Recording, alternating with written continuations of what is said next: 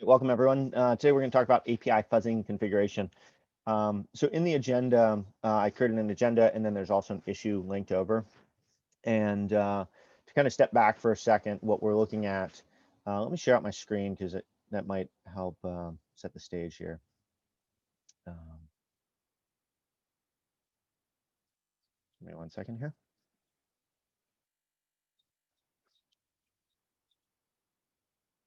All right, so share screen. So for all you kind of coming up to speed, so we've got the API fuzzing engine. API fuzzing engine right now is being driven by a YAML file, which is massively powerful and has a lot of different data configuration. And what we want to do is figure out a way to make that configuration as easy as possible for customers. So in the agenda here, you can see this is a sample YAML file. And this is actually winnowed down quite a bit. You can actually have a YAML file that's much more complicated. And there's a lot of different data points to this, everything from just some basic configuration like SSL keys. And then what we've got is routes, which is different web paths, and then essentially different assertions and checks. And these are essentially different rules that you can run in API fuzzing. The challenge with this is, as you can see, we've got these names here, and these are very important names to the API fuzzing engine, but there's really no way for customers or someone writing this by hand to know what these values are. And so this is driving the whole engine today. And what we want to do is somehow come up with some web interface on how to write this YAML file. So I think that's the big challenge. What I want to walk through is my initial thought on how we could do this.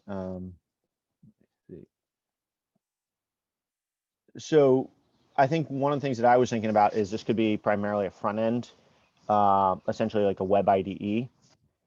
And the idea that I had was that we have an API fuzzing configuration web-based IDE. So whatever this looks like, whether it's a text area, a text box with autocomplete, or what I was thinking is more likely it would be a form type interface, and having that essentially 100% in the browser, and the browser would be able to render that out based on a schema that it's going to get from GitLab.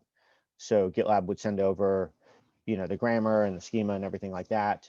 The API fuzzing configuration web interface would render out a form, allow a user to change all the settings, and then ultimately when it's done, it would validate it in the browser to make sure whatever it was creating is correct, send that to the server, and then the server would also just do another validation to make sure that the data is accurate, and then save that into either the repo or the database or some method there. But the idea is that most of the heavy lifting is going to be done in the web interface. It sounds like we'd be creating a more generic, YAML generator IDE, right? So ideally, if you're past the schema of anything, just to specify the fields and what are possible options for that and generate a YAML file as end result. I mean, I think we could leverage this to generate any type of YAML. So just to think about it, we should maybe accommodate we could potentially use this for other places in GitLab where we need to generate a YAML file based off a schema provided from the instance as opposed to just API fuzzing. So as a solution for multiple areas of the code base, I think this would be nice. Yeah, absolutely. Yeah, there's no reason why whatever the schema looks like, right? You could write that for any other document that you're trying to create. I don't know enough about, and this is one of the reasons I wanted to get so many people on this call, was I don't know enough about the schema format to know whether we're going to have to extend it, whether we're going to have to put in dictionaries and grammars and things of that sort to be able to generate the document on the front end. So that's, I think, a piece of research that we have to do, is to understand what the schemas define and whether we can, hard code in, the libraries of these names here and lookups and all that kind of stuff. Yeah, the first thing comes to mind is like values that are hard coded in terms of like they could only be a finite set of defined possible values, and then other ones that have to follow a specific rule. Because, like, I mean, are we going to just is regex enough to make sure that's in the proper format? If we're going to use regex, regular expression, to validate the input, like, is that going to be done client side or back end? Where do the validations happen? Or is it a part? Or did all the validations happen client side, but the validations are based off of what's provided from the back end schema file? Right, So a lot exactly. of, yeah.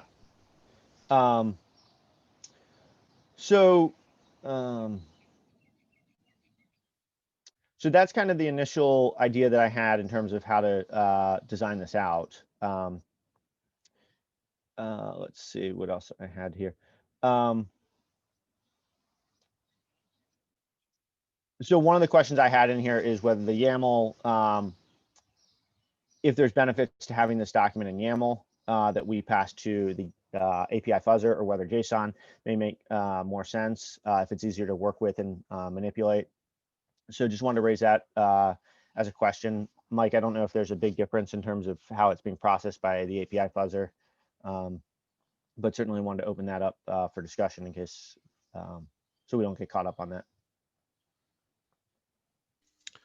Yeah, I think, one thing will be, it might be more like, what are the schemas for each of them support, and whether or not we can push the data we need to through one better than the other. For example, there's descriptions of fields that would hopefully need to go into the schema so it could display in the UI. That's what we'd want to make sure whatever format we pick had, if there was better support for one in one, that might have an impact. I think from the code level, I imagine it's going to be pretty similar, because we're basically just serializing our object model into YAML, and I imagine we could do that with JSON as well. Okay. So the one thing that I wanted to make sure people know exists today is you can actually edit in the Web Ide. So there's a link over here to a YouTube video. So we now support schemas in the Web Ide. So let me go in here. Let's see. So GitLab has a schema. Let me show you.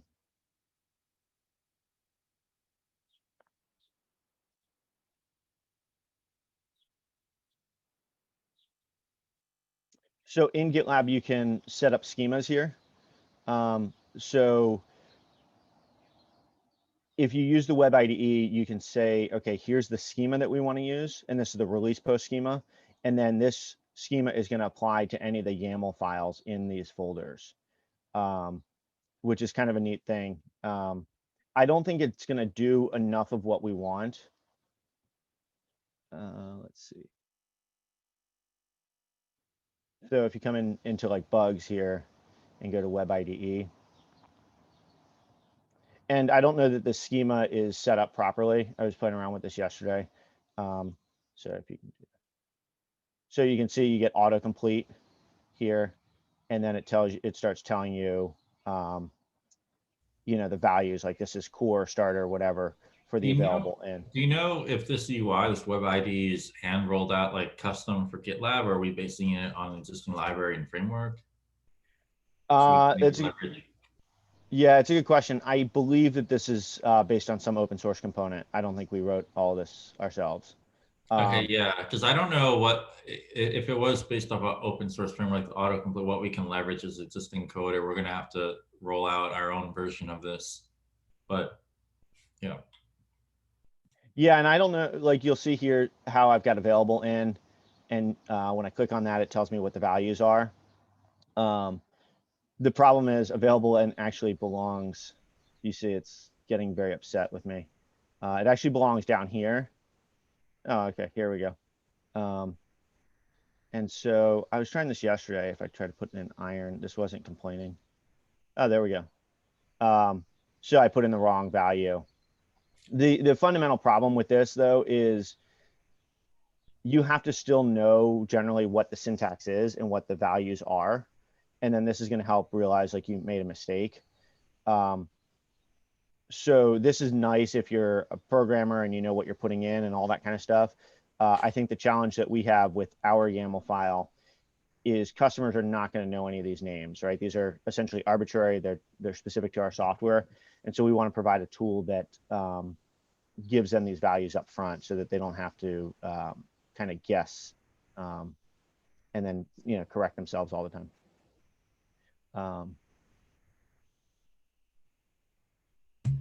So I have a couple points I wanted to raise. I know Camellia has been working on the actual UI design for this, I believe. At least that's what it appears to be. Unless I missed, I don't think there's a design for this yet. I feel like that's what our discussion on Thursday is covering that she scheduled. So I just wanted to see if they're the same thing or if they're different. It might be for continuous fuzzing, but I'll fully admit I'm a couple days behind. So that's cool. I'm glad. So she does have the start of a design for the configuration that has a little bit about the YAML file, but it doesn't look super fleshed out. I have the Figma file if we want to pull it up. Yeah, and Seth, could you add us as editors to this doc? I was going to paste a couple links into. Oh, yep, yeah. Sorry, that's cool. Yep. Sure. And then also, so we just completed a project for SAST that allows you to configure SAST and set it up from scratch for the first time.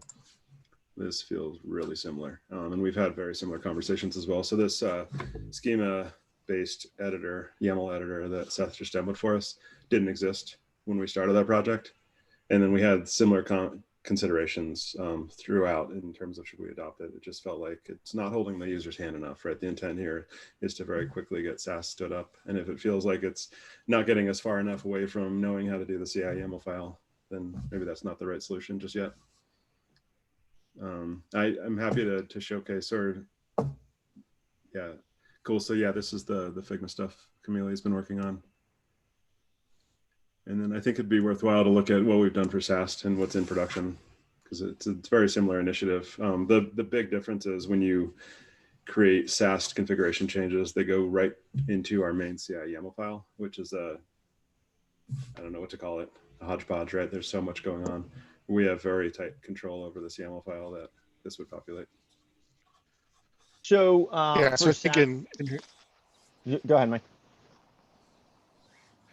So I think for these designs, one of the things I did like was it looks like the output of this is going to be a merge request that would have the changes to the configuration files in the GitLab CI file, which seemed like a good process. Yeah, it's a nice confirming process about what you're actually changing. So you get to do a double check, but also there's an approval mechanism so that somebody that has merge access can actually make the change. So Mike, what you like about this is the API fuzzing YAML file. When it's done, it opens up the merge request to put that into your repo. Yeah, exactly.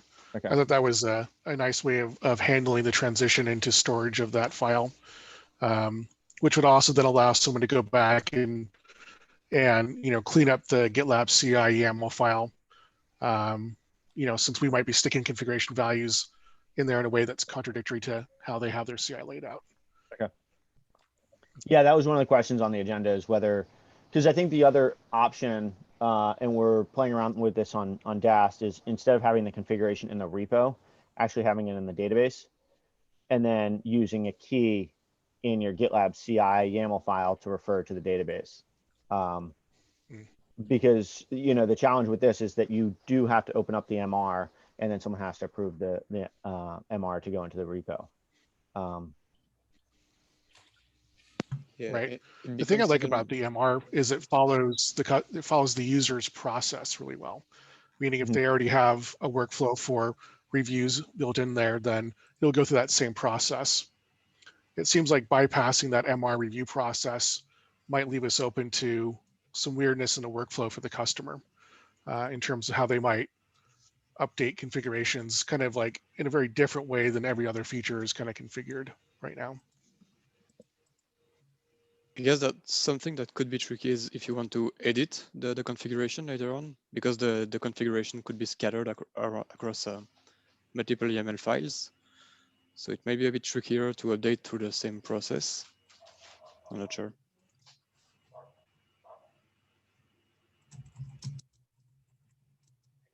Yeah, I mean, I think for the design that Camellia has got, there's a little bit of, they're blended, right? We have the values that are on a per run basis, and then we have the configuration files. Like the second part is the profiles. And that's what I was thinking our discussion is around, not necessarily if you scroll up, Neil, yeah, or Mike. So I think, for example, the options up top, the target URL, these are on a per scan basis, which could live independently of these different profiles. So that you could have just this whole library of profiles in your repo, and then this target information, the scan mode authentication, that's on a per scan basis. Because I don't know that we want to maintain scan profiles for each type of for each job. I think we probably want to have a library of those. That's an interesting proposition. So I guess the first thing for Neil, the Figmas that have been done so far don't get into our specific configuration file YAML.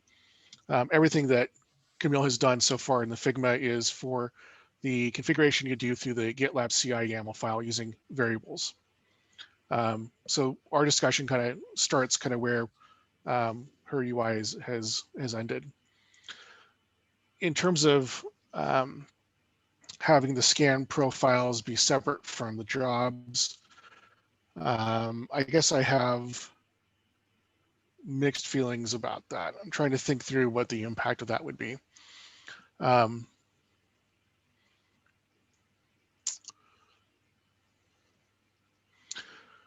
So I guess one thing that comes to mind is thinking about the work being done over time. And if we wanted to go back to if we're going to do a bug fix on a prior production branch, it may not make sense to be using the latest configuration file to do that, especially if there's been technology changes that have occurred across major versions of a product.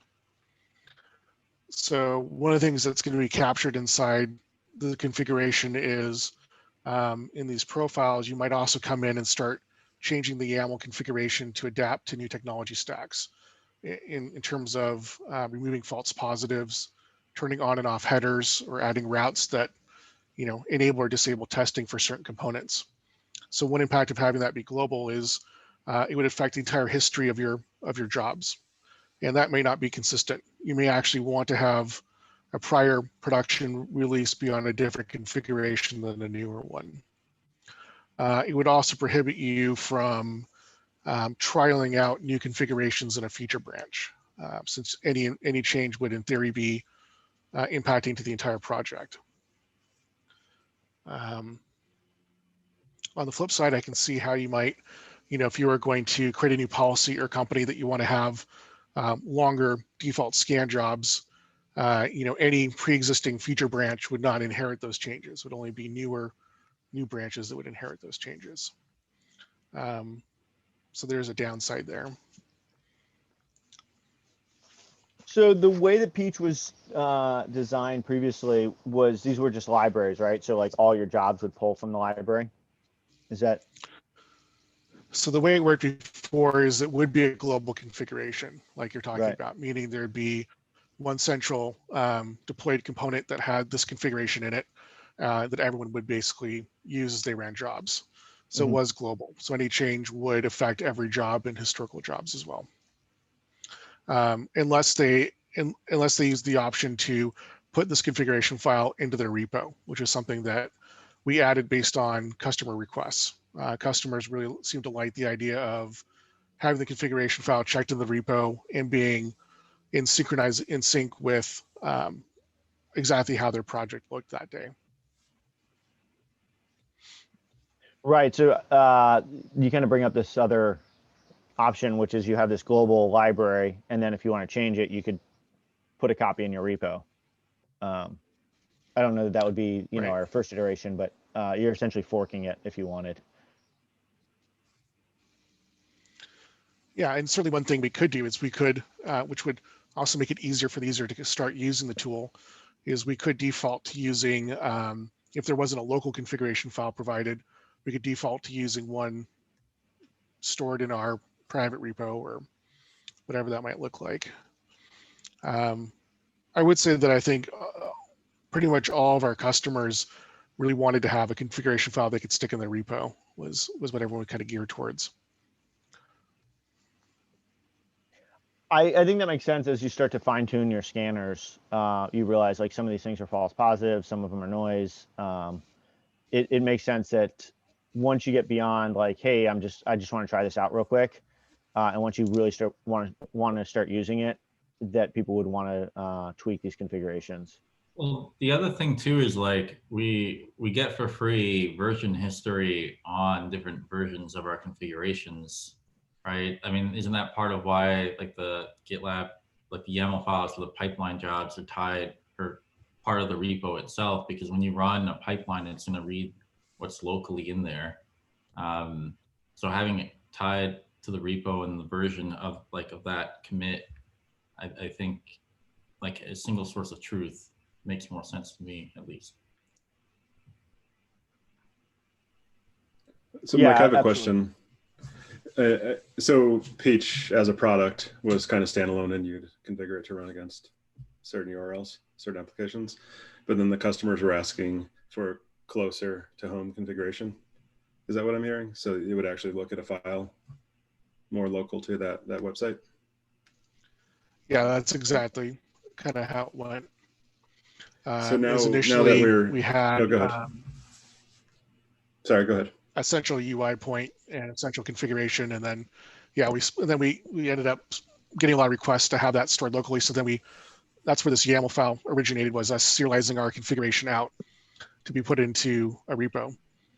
And the way it ended up working is because, you know, our YAML file can be complex and have a lot of, you know, unknowns in it. The usage we kind of ended up having for the customer is they would take their configuration file, you know, import it into the UI, tweak it, and then export it and stick it in the repo as one of the workflows for them. You know, since we had at the time not fully documented the YAML, and it can get kind of crazy for complex deployment. And so by integrating into GitLab, I guess we're one step closer. Now the configuration is specific to a project, to a code base, right? Right. So we've kind of doing that, but then you had a proposal that extends that further, that we have separate configurations, like in a feature branch. Could you extend on what the use case is for having separate configs?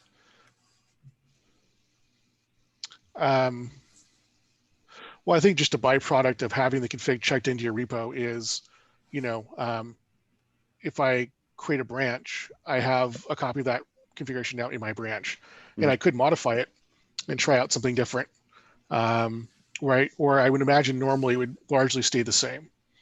I think the only time that you'd change it in a feature branch is if, you know, I created a feature branch to change something in the technology stack that then created false positives in my fuzz run.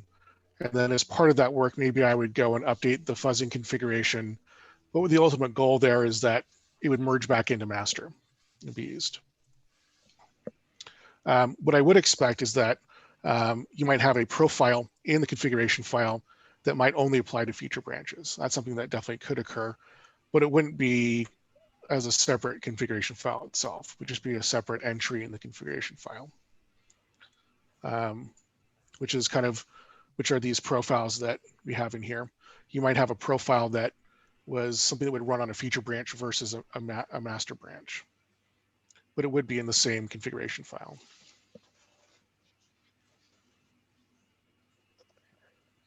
So stepping back from where and how we store this, I guess one of my big questions today is how do we edit this this black area. And Neil, you mentioned, and SAST has kind of a form-based tool now. I'm curious if that tool that SAST is using, if that is 100% custom to the values that they are supporting, or whether there's some kind of schema and I guess architecture that we would be able to leverage to make this black area editable. So it just seemed too complex to try to attempt this black area for SAST. We wanted it to be way more intuitive as a user. There were also a certain order of events, like that you would start with the main. I think it might make sense, and it actually mimics the top part of the screen that Mike's showing very well. I don't know if Mike, if you wouldn't mind just going back to the agenda doc, since you're sharing your screen still, we can look at an example of the SAST. It's really basic, and it's intended to be. It's item C, 4C.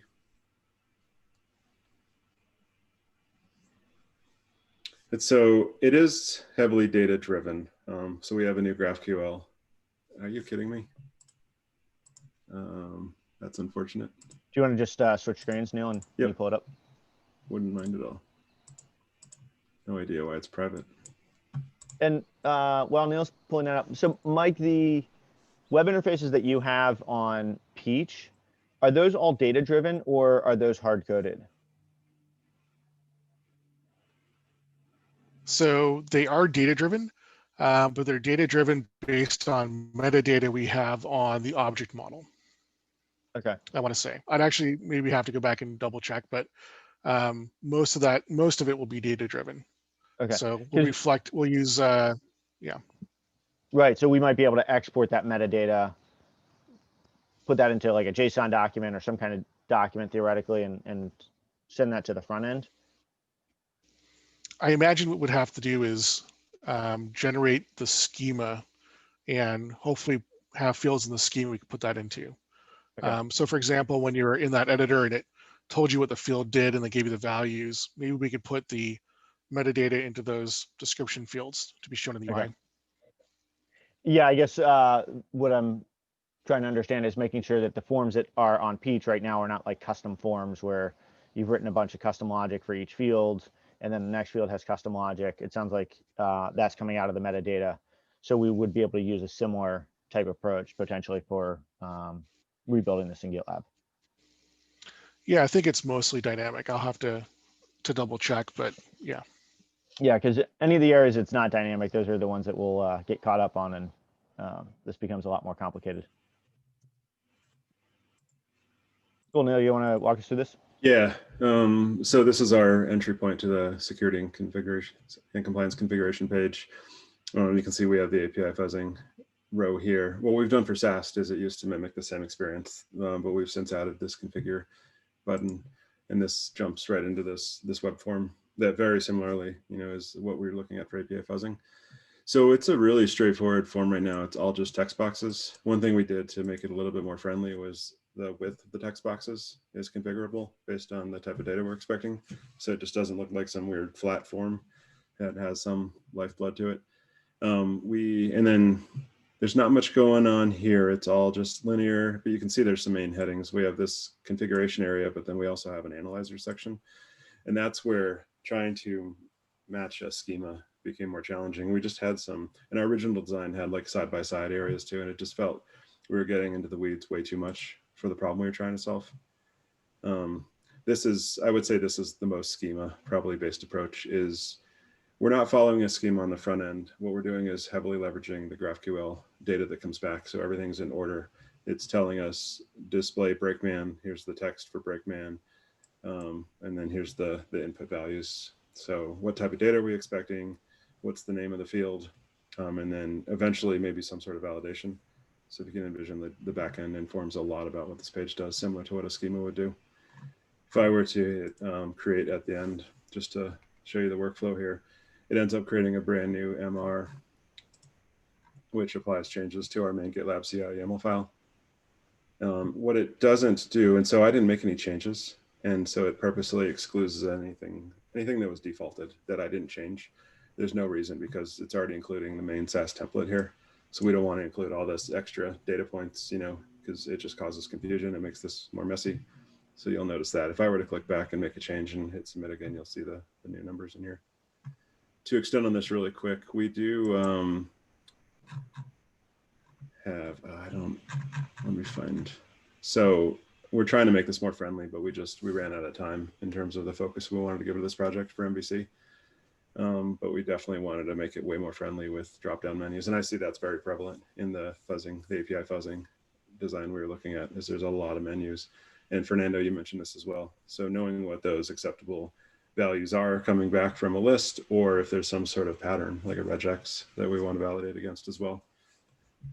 But those are things that we kind of side tabled for the SaaS project.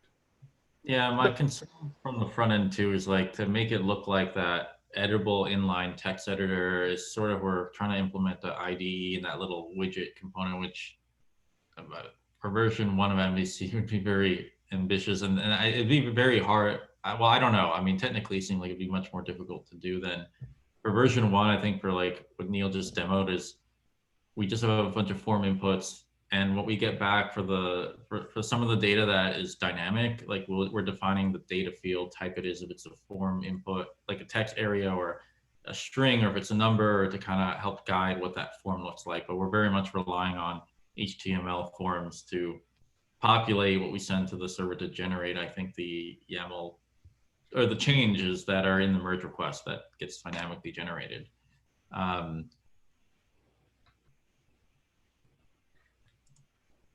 So just a point I'm not sure I'm clear on. So is it sending over those individual values to the server, and then the server is generating that YAML?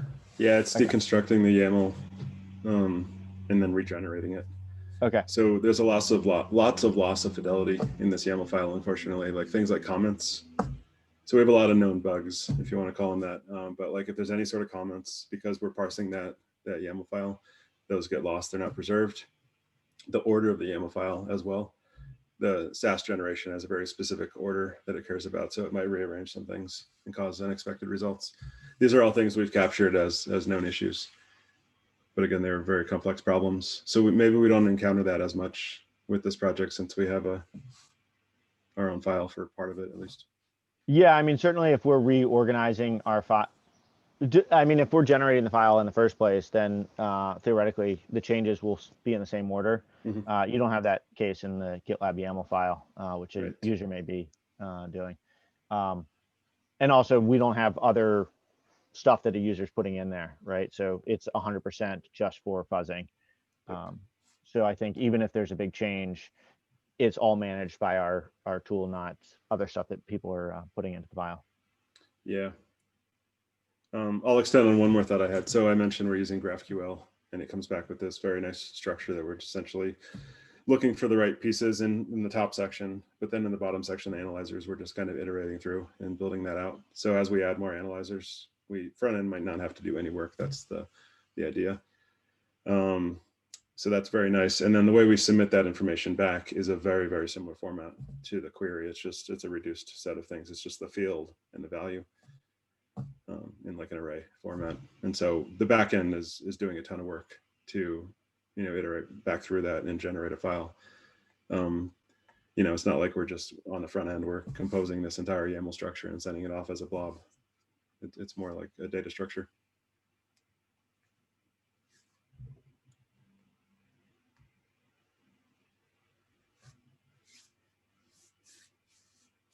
So yeah, I guess the question is, are there any starting points that are jumping out at anyone as to how we would start to edit this file in terms of our initial release and perhaps what this might look like in the end? I think for me, from the front end perspective, the notion of having like an inline text editor, this is a little bit more complex than just like, in GitLab, how we have like the comment section where you can do markdown and then we could like render the thing. I think it's a little bit more than just a text area, because I think for like, if you want stuff like autocomplete or like suggestive like variables that are based off the schema that's provided, that's getting in the realm of like a full-blown IDE, which, I mean, open source projects, they have like Electron, which lets you build like client, like, there are a lot of IDs built, like VS Code is built on Electron, but we don't want to ship a giant IDE package, you know, just to generate a YAML file. So like there's like a lot of dependencies pulling that in. Like if that's the route, because I'm unsure, like if we're going for high fidelity, like interactive YAML generation with like where you have a IDE feeling in the thing, or if our end goal is just to generate a YAML, do something like along the lines of what Neil had already demoed. It's not going to look pretty. It'll kind of work. The other option is maybe, are we really just trying to create a tool that allows you to generate YAML files independent of like how they're used? Like you could, you know, you paste an existing one, or you could use one that's based off of schema to just like, you know, as a tool, like a standalone tool. So I don't know, there are different options, but in terms of making it look and act like an IDE, it would be, I don't know if it's worth the effort for what we get, and if it would be something that we'd be able to accomplish within a reasonable time frame. I don't know, maybe Paul might have some initial insight, but. So I think the way we structured our UI in the product is, you know, there are things that are not dynamic. So there are things where we understand that there's certain areas that need to be configured, such as there's a list of routes, there's a list of profiles. You know, profiles have a list of checks, checks have asserts. And then within those, things are dynamic, meaning that, you know, we have a view for profiles that you can drill down into that then dynamically builds a list of checks, and those checks build a list of asserts. But all those things are kind of known.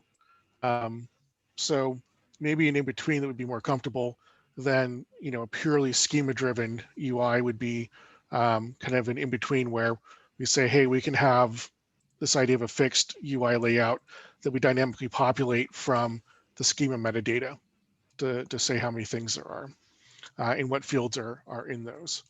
And that seems like something that would be, you know, reasonable to accomplish.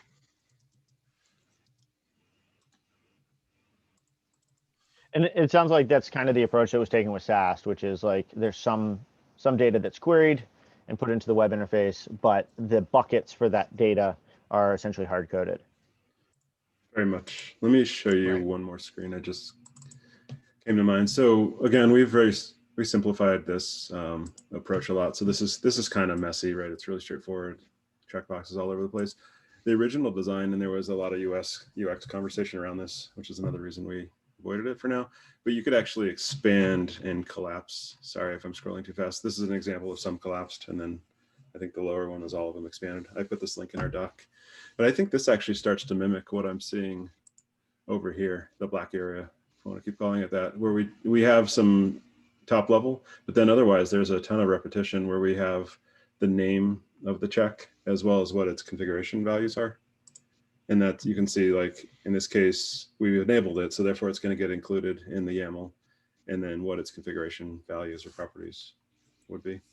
I have a follow-up question. How does this work if you need like multiple entries? So let's say, for example, if you have a type of configuration like within the sub level, but you need to repeat that 4 or 5 times with for each version, like for each time you list it, it's slightly different. So I can't, it's kind of small, but like I think yeah. Like you scroll in. All right, let's say bandit. Let's say you could define bandit multiple times with, you wanted to define it multiple times. Let's say it wouldn't make sense in this case, but let's say you wanted to duplicate bandit 3 or 4 times, but the only difference was excluded paths or something like that. Or a form field where it makes sense to have that multiple times, but only one field is different. In the UI, you know, I guess we could have a plus button or a clone button to duplicate those sets of input fields, so we could create them as a multiple entries, but with slightly different inputs for that group, or at, you know, for that level of in the YAML file. That makes sense? It does. I'd like to learn more about how these values work for API fuzzing. Yeah. Would you have multiple instances of the same? I forget what we're calling these again. Sorry, my familiarity. Like checks. What's that level? It's checks, right? So, well, I guess the names would be different, but in the UI, right, there it's n number of checks, right? Or is that a finite set? Because if it's variable where the user can define multiple checks in the UI, we'd have to have some way to allow them to add an array of checks, not just one or two or a finite set. So, and I think that could be achieved by having like the default category there, like one instance of it, and it's default like empty or default values, but then having like a plus mark or something in the UI, we're just duplicating that input over, like that empty input with the default values over and over, so the user can then adjust them if they wanted to. But that'd be like a UX thing. As far as what goes to the server, we're just going to pass in an array of values back if they're getting generated server side YAML, or if we're generating the YAML client side or whatever. But, right. So if you want, Neil, why don't I share out my screen and I can show you what the UI and the product looks like for this. Awesome.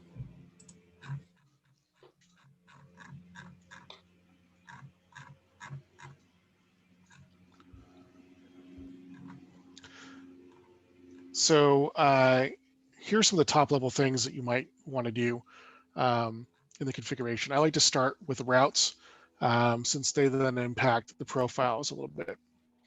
So in the YAML that was up prior that was defining a profile, you saw it list a route number that applied to that. So one of the things that we can do is we assume that if you're testing a complex API, you might have an API gateway that's going to, take a portion of a path and go off to maybe a Java endpoint microservice versus Node.js or whatever. And we want you to be able to configure different types of testing for those different technologies. And we also want to be able to mark endpoints as do not test. Like, for example, if you have an authorization endpoint or authentication endpoint, maybe that's a corporate server that doesn't get tested, but you still need to contact it to get a credential while you're testing. So for here, we default to having just a wide matching route that then has some configuration options. Things like you can include testing, not include it, configure which headers would be included in testing. You can list different API token names that might get tested by one of our modules and things. But where this starts adding a lot of complexity is when we get more over to the profiles of testing, where you can have a profile that has different settings for each of the routes that you might have configured. So profiles, these are things where I can configure different types of scans that might run for longer periods of time or have different types of modules enabled. So one thing you might have is maybe on a feature branch, you might have a fast running profile that does, some small amount of testing so that engineers can do their job, but does some testing before you merge up to master. And then maybe master has a longer running profile. I drew these profiles, you're going to have it associate a route. So if I start adding more and more routes, I can have this configuration specified for many different routes. And so that's one of the repetitive complexities that shows up in that YAML file, is if I had 3 routes, I could have a frame configuration file. For a profile, that checks area array is basically you turning on or off one of our checks that are built into the tool. Oh, my internet is being said it's unstable. Hopefully this I don't drop off.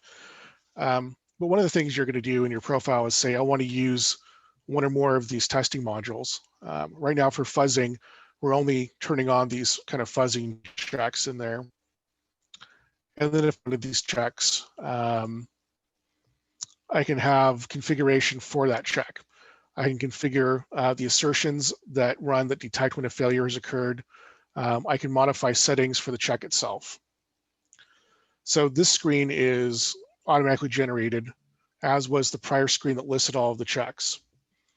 So this is dynamically generated based on data, metadata associated with the checks. And then from here, I can drill in even further into these assertions. For example, I could go into a status code assertions and configure it to be very specific. Now, the way it kind of works at the configuration file level is there is a global configuration you can have for a check. There's a global configuration for an assert, but then I also have the option then of modifying it specifically to this profile. And so you can see we have this like applied to all profiles and routes, which would make it a global change versus change it only for this very specific route and profile that we're currently in. And then as you do that, the YAML file for that section expands out to include the non-default settings that you've changed here. And so the way our UI works is, we have static screens up until we get to the listing of checks. So like this listing of checks is dynamically generated. And then, what's configured inside that check is dynamically generated. What's in the assert is dynamically generated. But they all have a basic layout that we would populate, meaning that we'll have a section for, configuration values, all of them have an assert section for the most part, and so on.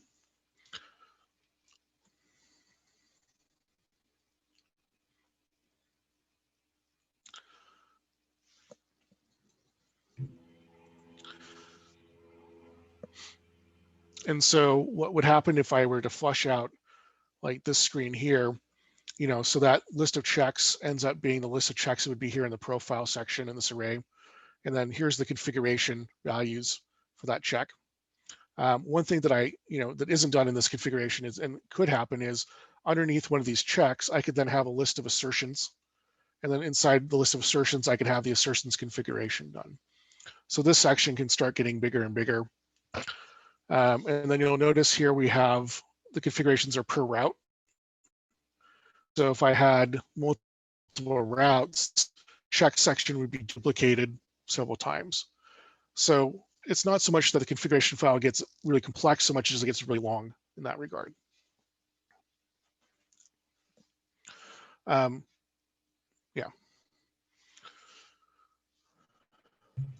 So it looks like what the Peach product is doing is very similar to what we came up with for SaaS. It's just, instead of having multiple tabs or pages, it's just one page that keeps growing. So it seems like, yeah, we could follow a similar pattern. I mean, it made front-end development easy. And like I said, it puts a lot of that data structure emphasis back on the back end, which, because we did some analysis on like working against data structure schema on the front end, and it just got really hairy really fast. And again, it didn't tightly couple itself with the designs that we were approaching. So there's a big disconnect. Can you tap back to the design real quick to Camille's? Yeah, now that I'm looking at this, I know we're brainstorming and we're talking about the end game and being able to dynamically modify a YAML file, but I guess I haven't looked at this enough because it just came into our inbox a day or so ago. But it looks like the intent here is that we have a couple templates. We have a quick template in this case, and then you can choose a couple other variations. And so the user in this case can't actually manipulate these values at all. They're just choosing the template to follow. It's not even a template, it's just a predefined. Yeah, and I think that's where what Mike was talking about is these designs kind of leave off where our conversation is picking up today. So what we're really talking about is modifying this YAML, which these designs haven't even thought about how that's going to be handled. Plus, this isn't stored in a separate file as well, right? It's the main GitLab YAML versus the specific fuzzing one. Yes.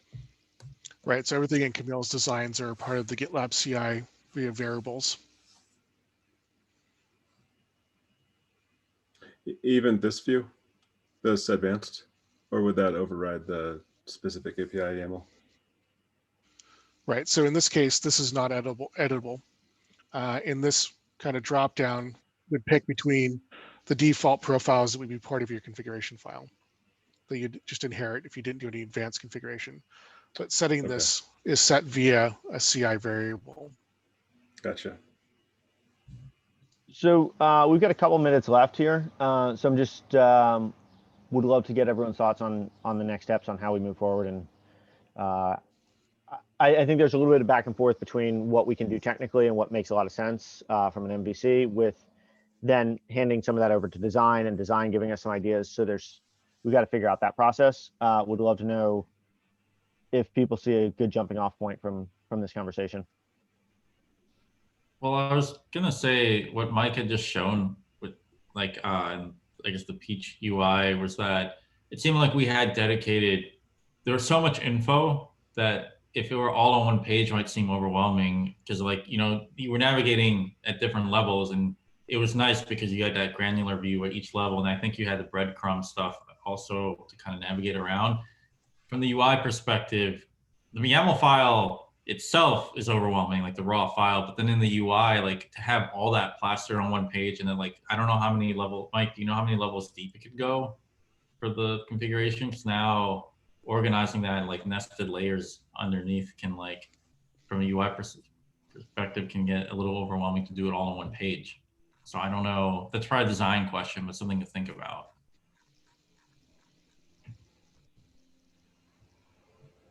Yeah, so the one thing that I'm hearing is it probably makes more sense to take a SaaS-based, copy the SaaS approach, which is we'll have some areas that are hard-coded, and then we'll have some areas that are data-driven. If that's the case, what I could see doing is potentially taking the screenshots that Mike has and figuring out, okay, how do we take those, put them into a GitLab design, so that we get all the data in there. And then I think that's a conversation. Once we have that design, then there's a conversation of, okay, what data are we going to send to the front end? You know, is it a JSON schema? Is it an array, whatever? Is it GraphQL?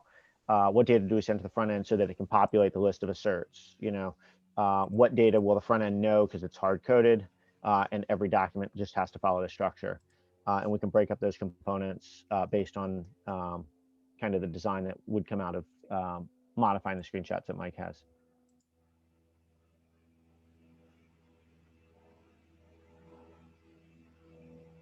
But I guess one thing that I'm hearing is we don't want to go with a generic throw a schema at the front end, and the front end just knows how to magically render everything out. It sounds like there's going to be a lot more design and hard coding of the front end to support this.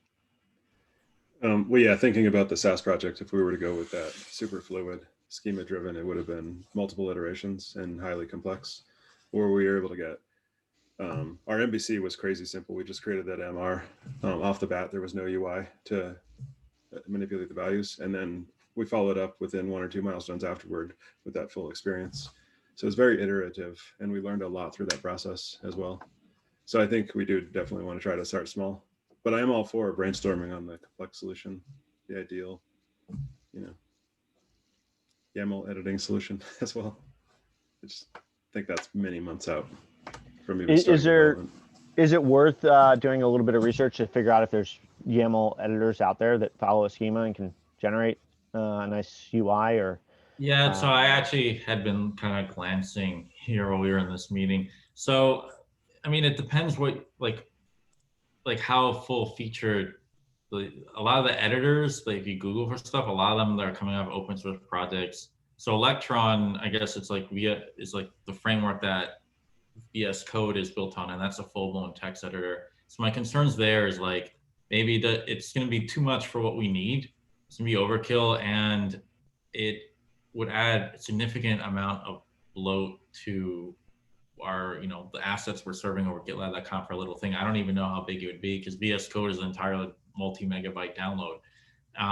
If we go the route, like, you know, if we're trying to work with like a text area, like fundamentally it's HTML text area, and have, you know, some view logic to kind of manipulate that form input field. With text areas, we won't get the formatting that we want for that gray area. So it'd be a lot of, I don't know, it's kind of just a big rabbit hole. Not that it's impossible, it's just kind of that it's its own entirely different thing just to write a YAML editor inline in that with like a lot of the stuff we're looking for.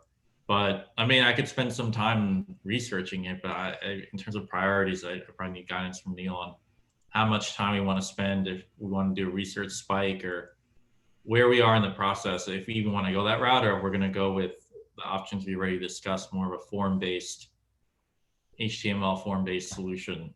Yeah, and that's what I meant. Like, we can dive right into mimicking what we did for SAST as a starting point versus all this analysis.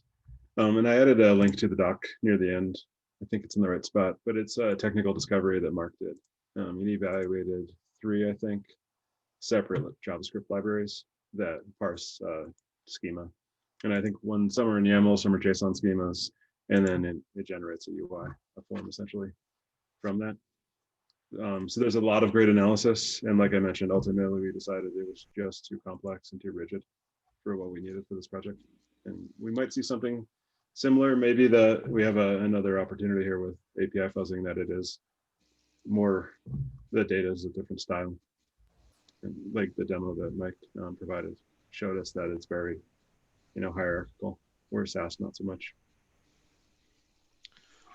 I think for me, the drawback for doing a pure schema approach is, one, we don't really need a pure schema approach because we have very specific areas where we're going to add, where things might change or get extended.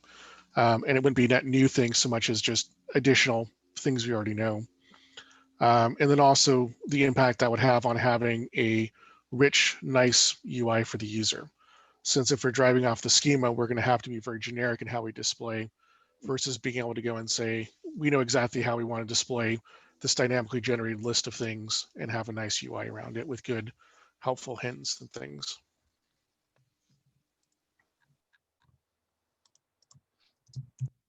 Cool. Okay, so in terms of next steps, I think a couple of things. One is, Mike, I'd love to get just some screenshots of each of those screens so we can put those together for Camellia to work on. And then Neil, maybe you and I talk to Camellia about those screens and then kind of what we're thinking of how those would get translated over into the GitLab interface.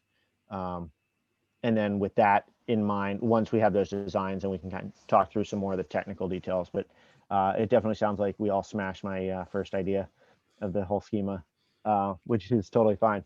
So if that works, Mike, we'll get screenshots, and then Neil, you and I can schedule some time with Camellia to go through that. And then maybe after kind of an initial design, we can have a little bit of a follow-up technical discussion as to what data would go to the front end. If we're dynamically writing out the checks and asserts, just we need to figure out, if that's coming through GraphQL or a static file, or figure out the best way to do that. And are we going to have a new issue for this advanced configuration, or piggyback it on the existing configuration issue? I got to take a look at the existing issue. We may want to have a couple of separate issues depending on what specifically we want to get resolved, because I think this conversation is going to get quite lengthy. So we may want to have one for the technical stuff and then one for the design. Yeah, it sounds good. Anything else? Any other next steps or follow-ups that people want to take note of right now? Yeah. Do you have a general idea of what milestone? Is this like 3 milestones out, 2, 4, or is it like, I know it's too early to say, but. No, I don't know when, but I definitely wanted to get some of this going because this is a hefty piece of work. I would imagine we still have a milestone or two of design before we would be able to start working on the technical stuff. I think one of the challenges I have is how do we break this down so that we can deliver it incrementally, because there's a lot of work, and trying to make it into bite-sized chunks is a challenge, I think. Yeah, and we have like at least 2 other initiatives for fuzz testing, right? Maybe not for API specifically, but the corpus management, the on-demand, the continuous fuzzing. Yep, exactly. So there's a lot of stuff going on. Yep. And it's an agenda item in the upcoming team meeting. Yep, perfect. All right, well, thanks everyone. I'll follow up and get some other times on the schedule. And Mike, if you can send over screenshots whenever you have a chance. Thanks everyone. You too. Thank you.